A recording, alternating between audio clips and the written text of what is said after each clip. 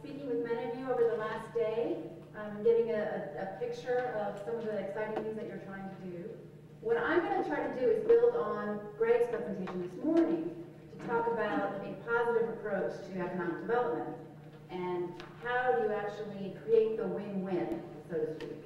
Because to the extent that we're portrayed, those of us who are concerned about the negative approach to economic development, the low-road approach, to the extent that we're perceived as NIMBYs, as anti-growth, as anti-development, we're going to be less successful. I think that's been the experience of our experience in Los Angeles and the experience of many groups around the country.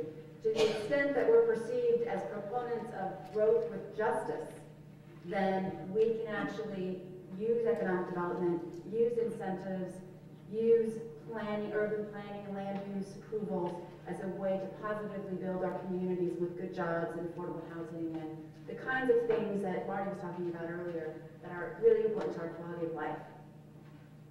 So just a couple words about the organizations that I work with. The LA Alliance for a New Economy, LANE, is a nonprofit organization, and we do a combination of research, community organizing, public policy, and communications work around a new vision for building a new middle class in Los Angeles and dealing with the staggering number of working poor and really bad jobs that we have and very problematic quality of life because of overcrowding and a lot of other problems that occasionally you see depicted when you see movies about our city. Mostly not, but occasionally. And you certainly saw it on the television when you saw 500,000 people marching in our streets. A lot of those people who a lot of, in the past have thought were the cause of some of the problems of the low road are actually in the forefront of the new labor movement in Los Angeles that's being led by janitors and hotel workers and other low-wage service workers who are standing up for their rights and respect and dignity for all workers. And think that it's a product of a lot of the work that we've been doing over the last 10 years and a very exciting place to be. The other organization that I work with is something that I think you might want to know a little bit about. And I actually brought some materials that I gave to Marty that he'll have. There's a national organization that is called the Partnership for Working Families. And it's essentially a network. We hope to be something like a federation of groups like ours that are labor community coalitions from around the country that are working on this alternative vision for cities. An alternative vision that prioritizes good jobs and quality of life like we're talking about, and that really uses the work that we're doing in various cities to learn from each other. So I actually encourage you to look at the website communitybenefits.org, which is the website for the Partnership for Working Families.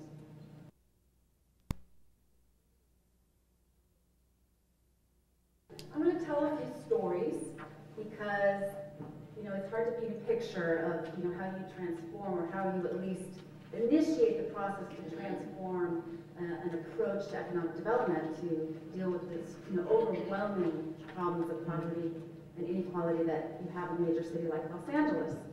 So I'm going to tell you the story of how we came to the community benefits idea, and then I'm going to give you some examples of community benefits agreements, community benefits campaigns that we have won that have really been win-wins, where I think everybody, including the developers, the city officials, have walked away feeling good and feeling like this was a victory, even everyone had to give up something in the process.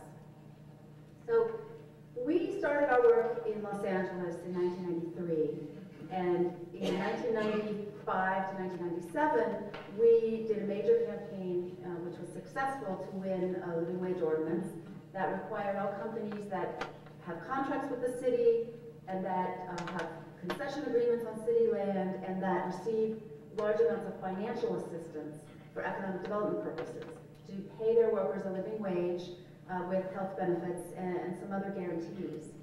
And during the process of that campaign, we, like you, were trying to get information about what companies would be affected and what impact this would have. And when it came to economic development and trying to figure out how much money the city was spending and to what companies was it going, you know, we also had problems because we realized, oh my God, there's a lot of money. There doesn't seem to be any plan behind where that money has gone, and it looks like, although we can't be sure, that a lot of this money has gone to companies that both don't comply with their promises and in general create a lot of really bad jobs that are causing this spiral downward and really not contributing to bettering our communities. So we recognized that and we said, okay, we've got to start a program. We've got to start to do something about this. And the first thing we did was we actually went out and got a grant to do a real study, figure this out. What was the city spending? What were we getting? And we got a grant from the Ford Foundation to produce a series of studies about who's benefiting from redevelopment. And we looked at all the development in the 90s and what resulted. And the results were kind of mixed, but mostly negative. And so we released those studies and we did a lot of work around it. And then we were kind of the same place that you all are in some ways, which is, well, okay, we denounced it, now what do we do? And we decided, okay, we need a positive approach. We need a smart approach. We need to step back a minute and we need to think about how do we go put forward a win-win approach. And also, how do we get on top of this? Since no one seems to be willing to talk about it and no one seems to know much. So we created what we then called our Accountable Development Program. We now call it our Community Benefits Program. And the first thing we did was we recognized the fact that when a shovel's in the ground, it's way too late. And no sense bemoaning the fact, it's just too late. So what we needed to do was we needed to essentially set up a kind of private detection agency and figure out ways to figure out what's coming from more the idea stage. This developer has this idea, or these city planners have this idea, or there's this city property owned, and in general, the development projects when they're prior to approval. So we started what we call a tracking program. And we started tracking about 50 major projects in Los Angeles, and that tracking program has actually morphed into a whole another level. And then we set up a set of criteria that were going to inform when we were going to intervene and what intervention would look like. And you know, we were kind of fumbling around, we were kind of making it up as we went along. But generally, did it seem like it was likely to be built? Was it in a kind of major important industry where we had union partners, for example, that were interested in working with us? Where there was going to be a substantial number of potential jobs or not? Those kinds of criteria. And then we decided to actually create a program to go in and organize the community around and get the developer to the table, and then negotiate what we ended up calling a community benefits agreement. And there's a manual that we put out with Good Jobs First, which is on all of our websites, and it's kind of a how-to manual on community benefits agreements that I highly recommend that you look at. It's very practical and lots of case studies in it. But the approach was, okay, it sounds easy. How do you call the developer and say, come sit down and negotiate a community benefits agreement that costs you $10 million? No problem. You know, it's a little more work than that, but you know, it involves organizing people affected. It involves building a coalition of non-usual suspects, which means you do the work that you got to do ahead of time to bring together the labor movement, to bring together environmentalists, to bring together small businesses that might be affected, to bring together, you know, the key organizations that will have a stake and frankly could be on the other side. So we, you know, really do the hard work to make sure that we have a rock solid coalition of folks. And then really have our research in order. What is this project going to be like? Who is the proposed developer? What is the city approval process or the county approval process that this developer will have to go through? Who are the decision makers going to be? And then go through a process of figuring out what an ask would be. And it's not such an easy thing. And we've learned over the years on how to do a process where you kind of let people dream and you write, you know, put your paper filling, you know, all sides of the room, you know, in all categories, what would be the ideal thing that we would like to see coming out of this kind of development. And then you have to go through a negotiating process amongst your coalition members. Okay, what's a realistic, initial set of demands? And then what's a strategy to negotiate that demands down to something we can all feel good about, but recognizing that we're not going to get every single thing we want. And then negotiating the agreement and having the right people involved in negotiating the agreement and having very strong connections to the public decision makers who have got to back you up, because otherwise you're not going to get to the table. And who've got to back you up also by committing to fight like hell for that project once the agreement is done. So really, part of what you're promising in exchange for winning these wonderful benefits is that the coalition is going to really work hard to facilitate getting this project through, and that you've got the political clout to make that happen. And then once you get it through, and then of course there's the implementation process, and then the next step, which I'll talk about, is the process of institutionalizing that approach to all economic development projects in your area. And the good thing about doing a CBA is because of something that we were all talking about earlier, is that the fear factor. That in this age of free market, where everybody really believes that the free market in and of itself is like some godly thing that we can't mess with in any possible way. And so putting conditions or asking for certain things, even in exchange for a public investment, is somehow going to have negative consequences. So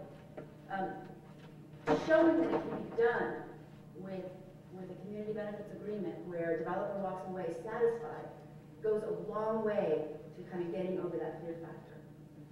So I want to tell you a couple of stories of a couple places where we negotiated major agreements and got them through. And then I want to talk a little bit about how we've approached institutionalizing this concept or this idea. So I don't know, should ask questions so far, and then I can continue. I'm very happy if anybody has questions. Yes? Our biggest roadblock to a wage, common wage, here in St. Joe County has been the enforcement. How did you enforce the wages being paid? Well, I wish I had a place to draw, but the idea of a community benefits agreement is that you have an enforceable contract between the community, you, and the developer and the city. It's really, in essence, it's a three-way contract, enforceable by every side, and it's enforceable legally and it's enforceable politically. And so traditionally, the way economic development works is almost like you have the developer here, you have the city here, and you have all these community groups that are separate over here, and you have the developer here, and there's no relationship here. But when you have a contract that's enforceable, and everybody signs off on that contract, then we actually can take. So typical thing is you have the city, and when you do have information, you've got, essentially you've got labor, you've got enviros, you've got community, you've got business, and then you've got the city and you've got the developer over here.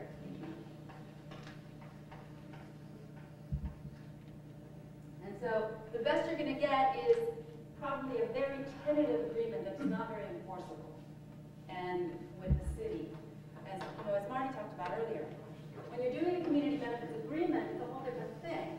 You've got the city here, you've got the developer here, you've got the coalition here, and you've got a three-way contract. So the community benefits agreement, and you can look in the manual, we've got some samples on our website. You can see you have the opportunity to build in all kinds of enforcement mechanisms. Really exciting, empowered enforcement mechanisms, like ongoing relationships with the developer, advisory, mediation, arbitration. I mean, you actually can get real creative.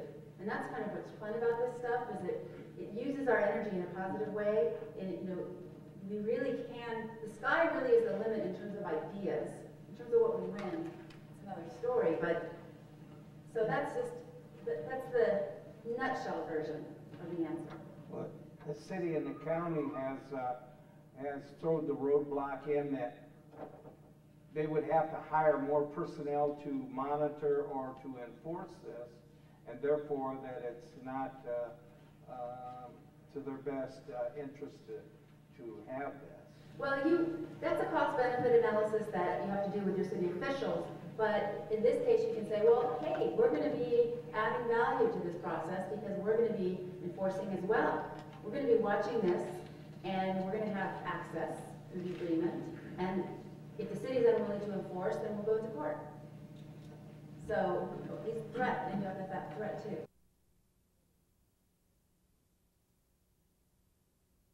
I'm going to give you a couple of stories of examples of agreements that we've won, and then I'm happy to answer questions and talk further.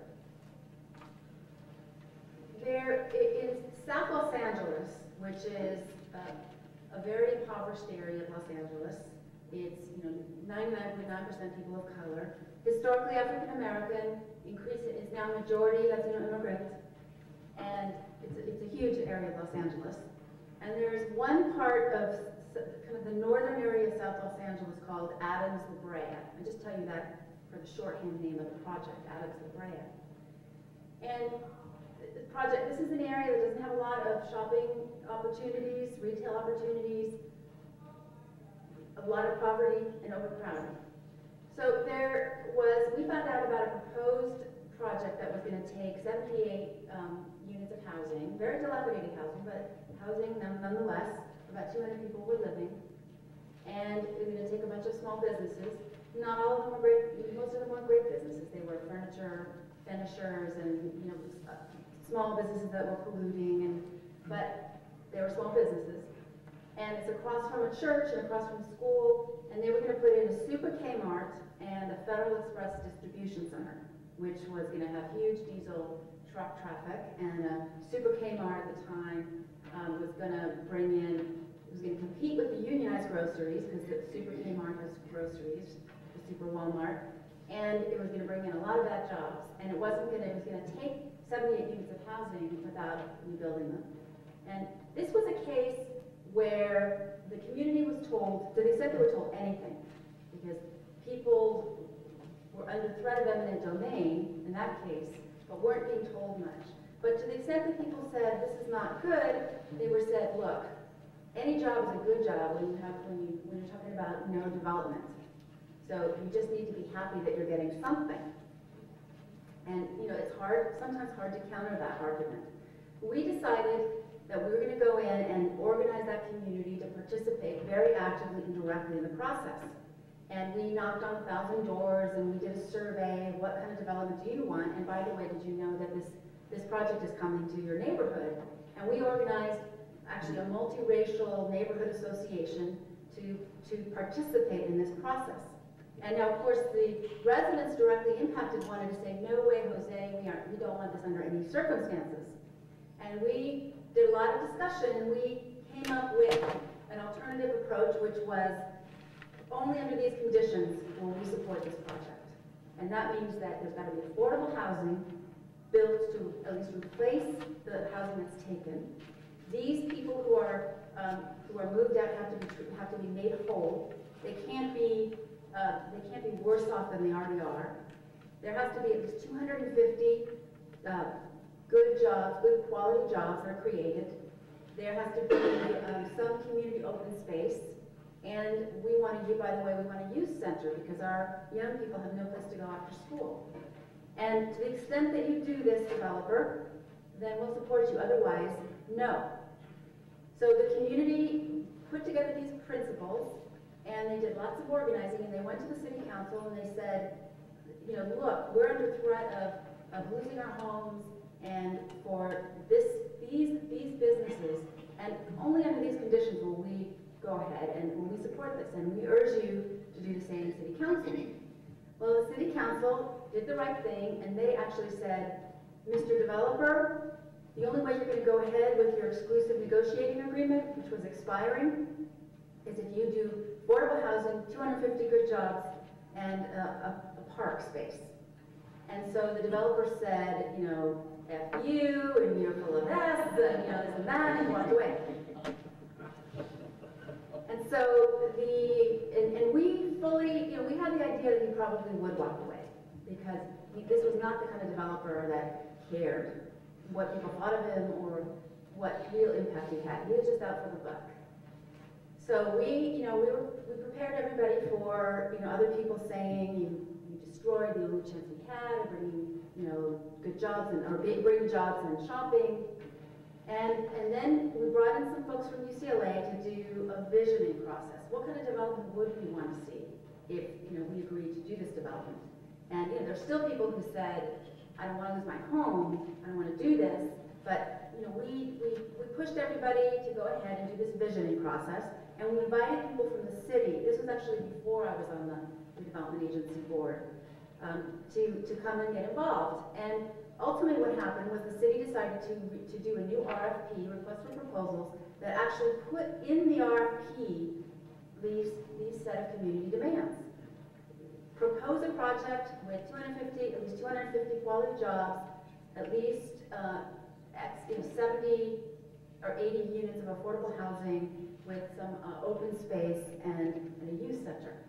And that's how the RFP went out. And the staff of the city actually went out there and really publicized it. They had this idea that Costco would be a really good company to come in. I don't know if you have Costco out here. It's one of the few actually decent good big box retailers, and they pay an average of $17 an hour. Actually, they have starting wages which are close to that. They have good job training and mostly or substantially union good benefits. And so they had this idea of going out and getting Costco. So anyway, they did publicity on it. The results came back, and there were actually 5 development teams that applied to do the project. And it was kind of surreal because they had this huge community meeting that, you know, we had 100, 200 people that came to, and all the 5 development teams came, and all of the materials were in Spanish and English. Amazing. And the developer representatives, who of course were all white, with one exception, brought in, you know, multilingual people, et cetera, and they all made their presentations. And the presentations were competing on who was bringing in the most good jobs, who was going to do the most beautiful, you know, design, who was going to bring in the best youth center, all of those things. And then the community members were on a panel that made recommendations, and in the end, a developer team was chosen that included Costco and a major LA area developer who had actually done the community benefits agreement with us on another project. And that developer got the exclusive negotiation and is right now, in fact, in the process of negotiating the final community benefits agreement. And the starting point for the community benefits agreement was all the things that were already in the RFP. What the youth center is going to look like, how the housing is going to happen, how the relocation is going to happen. Those are the details that are currently being negotiated. And really right now, everybody feels like this was a win-win. I told that story because it was one example where we actually had to defeat a project in order to win something better. One more story.